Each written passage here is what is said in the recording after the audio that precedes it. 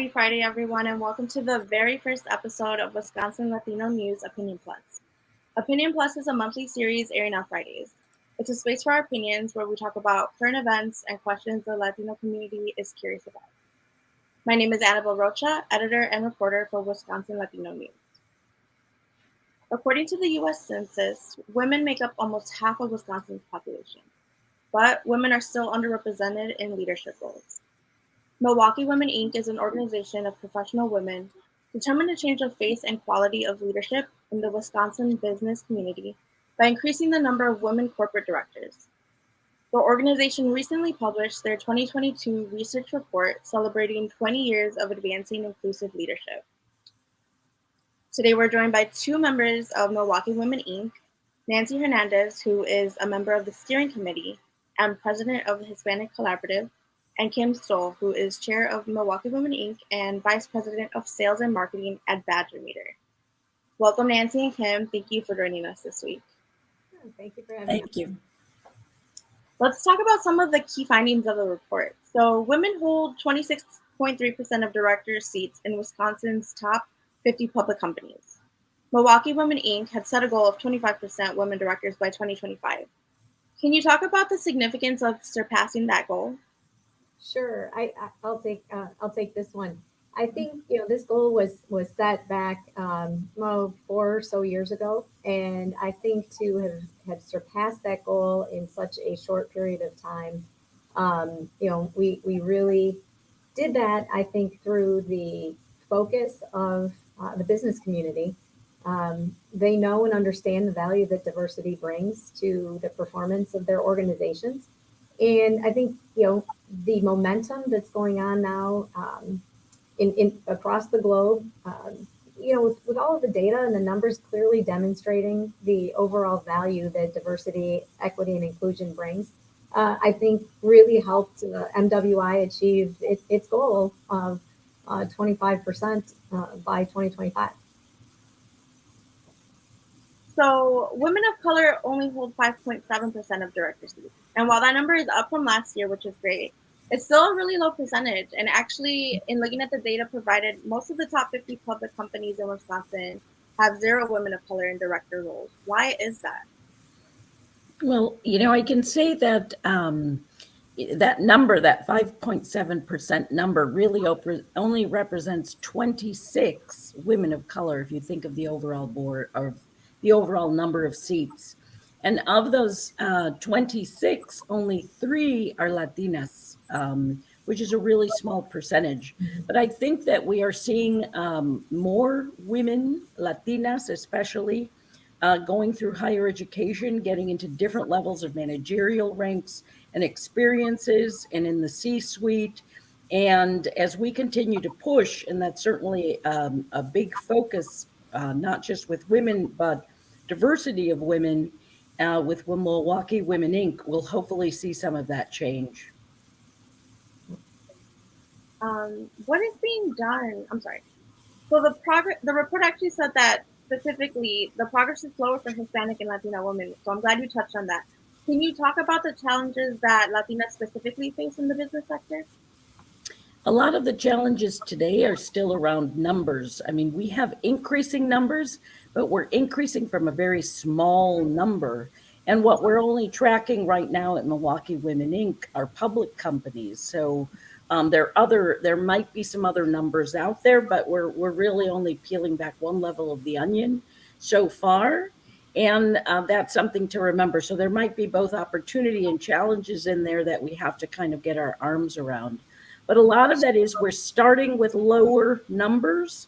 And as it becomes increasingly clear the power of having not just women, but diverse women on boards, both of those, they're an and both, not an either or.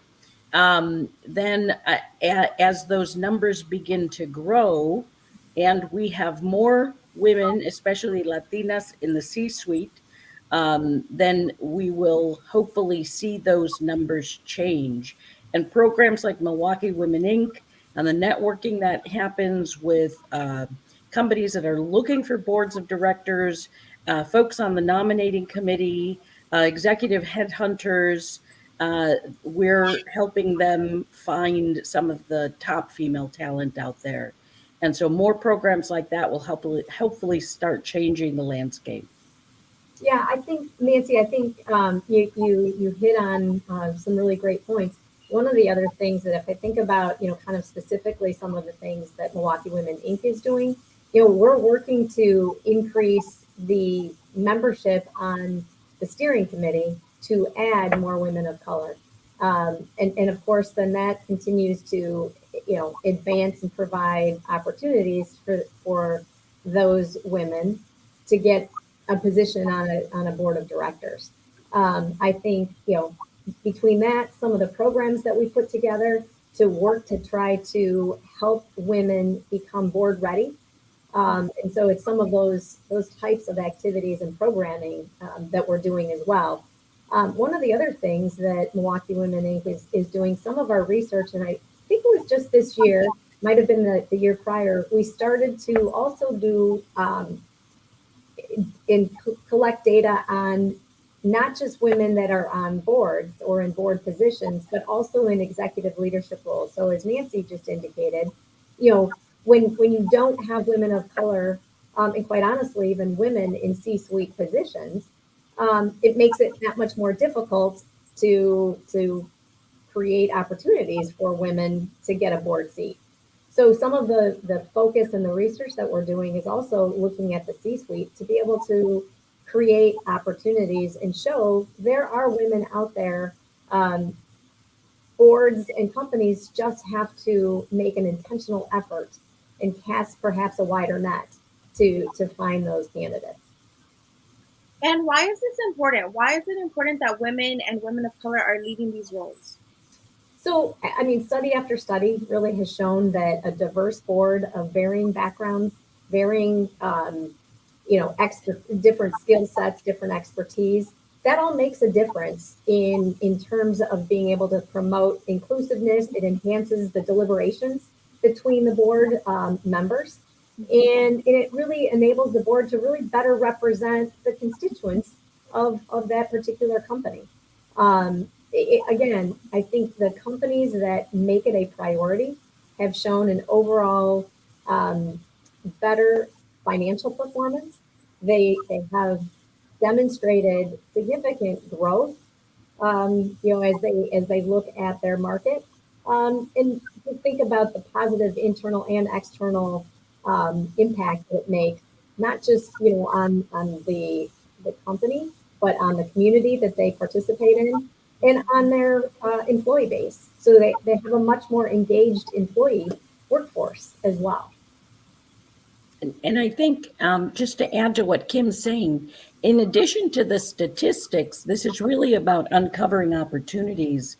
As I sit on the board of a company called Society Insurance, and if you, they're very niched in the business side, especially in hospitality and restaurants and bars.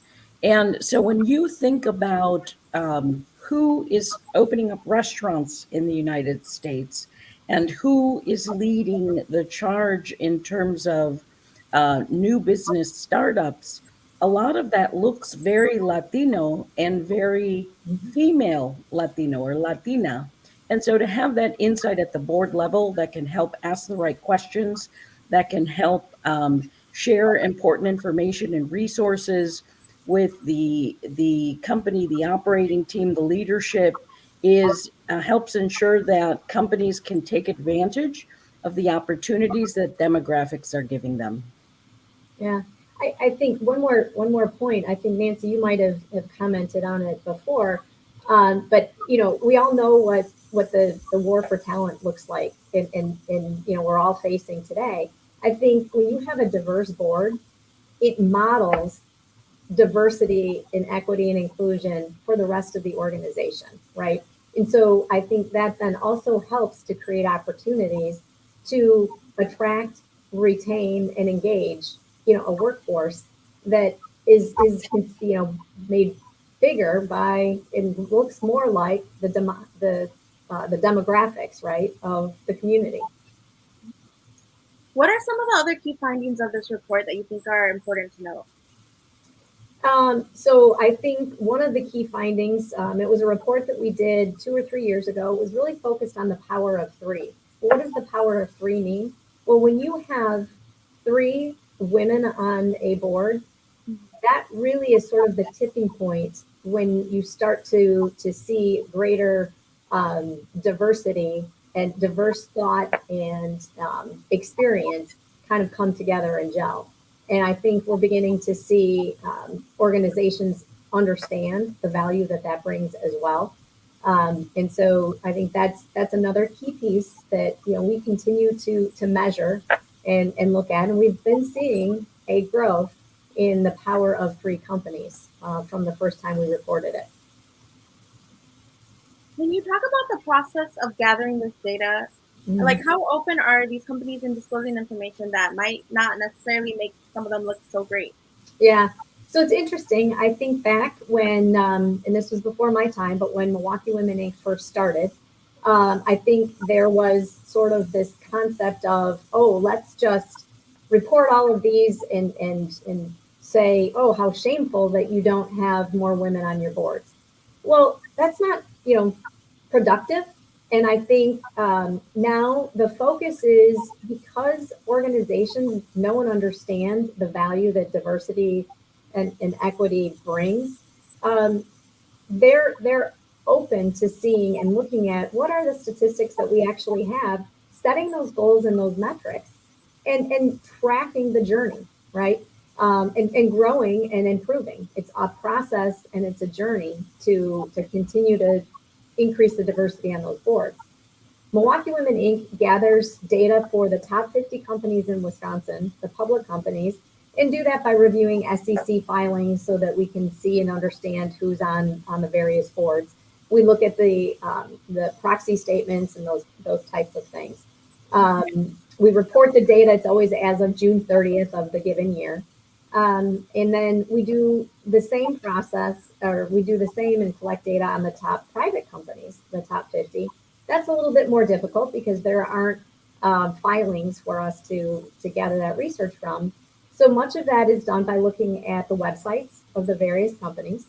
And then we take that information and we'll send it to the president or the CEO of that organization and ask for them to validate our findings and give them the opportunity to correct it or enhance it, whatever the case may be. So we do everything that we can to ensure that the data that we're providing is accurate. And but again, we're seeing companies wanting to improve.